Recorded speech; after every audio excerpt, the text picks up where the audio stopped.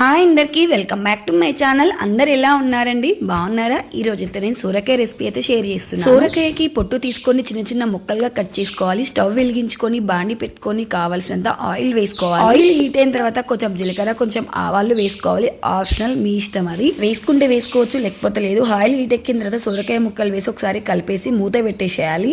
అవి కుక్ అయ్యే లోపు ఒక మిక్సీ గిన్నె తీసుకొని కావాల్సిన పచ్చిమిరపకాయలు, వెల్లిపాయలు, నువ్వులు, కొబ్బరి పొడి, దొడ్డుప్పు వేసుకొని మంచిగా మిక్సీ పట్టుకోవాలి.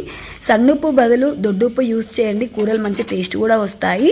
ఇంకా మూత తీసేసి ఒకసారి మిక్స్ చేసుకొని కావాల్సినంత పసుపు వేసుకొని ఒకసారి కలిపి 1 minute మూత పెట్టేసిన తర్వాత మనం ఇందాక మిక్సీ పట్టిన పచ్చిమిరపకాయల పేస్ట్ వేసేసేయాలి. పచ్చిమిరపకాయల పేస్ట్ వేసి ఒకసారి కలిపి 1 minute మూత పెట్టుకోవాలి. 1 minute తర్వాత కొన్ని వాటర్ వేసి కలుపుకొని సొరకాయ ఉడికేంత వరకు ఆయిల్ మొత్తం పైకి తేలేంత వరకు కుక్ చేసుకోవాలి. సొరకాయ కూర రెడీ అయిపోయింది. వేడి వేడి అన్నంలో వేసుకొని తింటే ఏమైనా ఉండాలి. మాత్రం ఒక లైక్ కొట్టండి. Thank you.